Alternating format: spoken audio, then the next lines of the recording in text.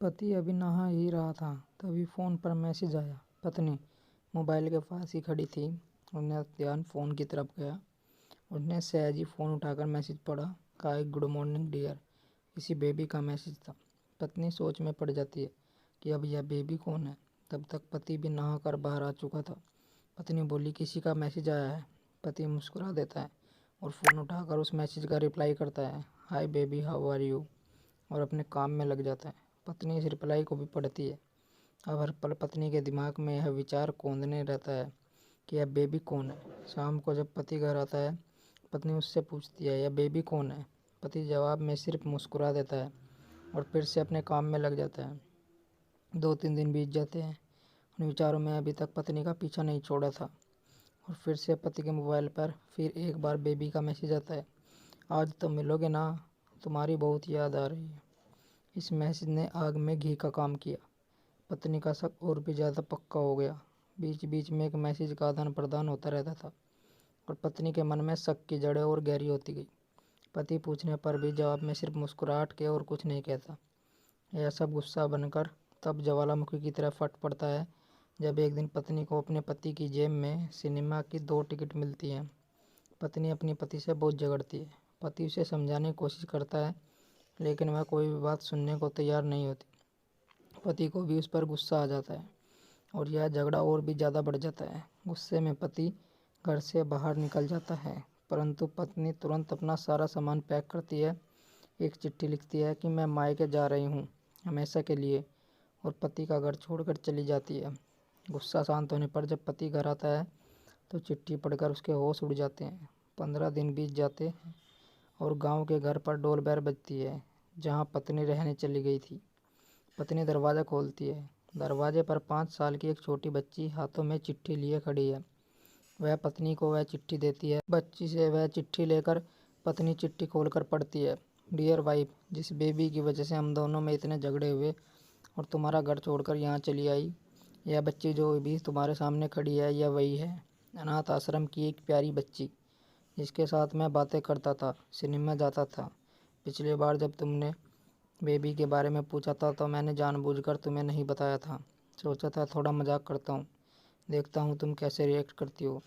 लेकिन मैंने यह कभी नहीं सोचा था कि तुम्हारा शक इतना बढ़ जाएगा कि तुम घर ही छोड़ दोगी।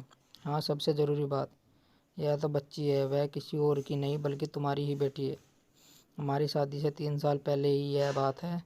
तुम अपने कॉलेज के लास्ट ईयर में थी। तुम्हारे प्रोफेसर ने नोट्स लेने के बहाने तुम्हें बुलाया और तुम्हें चाय में नशीला दवा खिलाकर तुम्हारे साथ गलत काम किया, जिससे तुम्हारी कोई गलती नहीं थी। लेकिन कुदरत ने अपना काम किया। काफ़ी प्रयास करने पर भी अबॉर्शन नहीं हुआ, तो तुम्हारे घर वालों ने समाज के डर से तुम्हें 9 महीने तक घर में ही रखा। तुम्हारे पिताजी खुद एक डॉक्टर हैं, इसलिए यह बिन माँ की बच्ची बड़ी आसानी से बिना किसी को कानो कान खबर हुए इस दुनिया में आई। भविष्य में तुम्हारी शादीशुदा ज़िंदगी में कोई प्रॉब्लम ना हो, इसलिए तुम्हारे पिता ने इस बच्ची को गांव के एक अनाथ आश्रम में छोड़ दिया। यह बेबी जो तुम्हारे सामने खड़ी है, अगर अभी भी विश्वास नहीं हो रहा तो इस बच्ची की गाल का तिल देख लो, जो शायद तुमने उसे आखिरी बार रोते हुए देखा होगा, या फिर अपने पिताजी से पूछ लो। पत्नी जल्दी से उस बच्ची को पास में लाकर उसके गालों का तिल देखती है। उसका मन भर आता है, उसकी आंखों में आंसू आ जाते हैं। लेकिन चिट्ठी अभी भी बाकी है।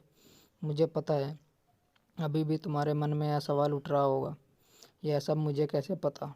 तुम्हें बता दूं कि यह सब तुम्हारे खुद के पिता ने मुझे अपने मन में उठ रहे पश्चाताप को शांत करने के लिए शादी के 3 महीने पहले मुझसे मिलकर सारी बातें मुझे बताई थी। उन्होंने यह भी कहा था कि अगर मैं चाहूँ तो शादी से इनकार कर सकता हूँ। मैंने तो स्वीकार किया, क्योंकि यह पूरी घटना में तुम्हारी कोई भी गलती नहीं है और हमारी शादी हो गई। तुम्हारे मुझे बहुत प्यार दिया, लेकिन तुम्हारी पिता से बच्ची के बारे में जानने के बाद मैं उसे मिले बिना नहीं रह पाया। उससे मिलना, उसके साथ समय बिताना मुझे अच्छा लगता था। इतनी प्यारी बच्ची बिना किसी गलती के क्यों सज़ा भुगते, बस इसलिए मैं उसे थोड़ी सी खुशी देने की कोशिश करता था। बस मुझे इतना ही कहना है। अगर तुम फिर भी अपने घर आकर मेरे साथ रहना चाहो तो गैलरी में आ जाओ। तुम्हारा और सिर्फ तुम्हारा पति। बिना एक क्षण की देरी किए पत्नी दौड़कर गैलरी में पहुंची और रास्ते पर उसका पति खड़ा था। उसके चेहरे पर मुस्कान की, पत्नी की आंखों में आंसू। कारण कुछ भी हो, आप दोनों के बीच में कभी भी शक हो, थोड़ी सी भी जगह मत दो, क्योंकि दुनिया में हर बीमारी का इलाज है, लेकिन शक नाम की बीमारी का कोई इलाज नहीं। मन शांत रखो, जो भी मन में आए एक दूसरे को बताओ। पति पत्नी के रिश्ते में भरोसे और विश्वास होना जरूरी है। जिस रिश्ते में विश्वास नहीं होता, भरोसा नहीं, एक दूसरे के प्रति इज्जत नहीं, वह रिश्ता किसी काम का नहीं।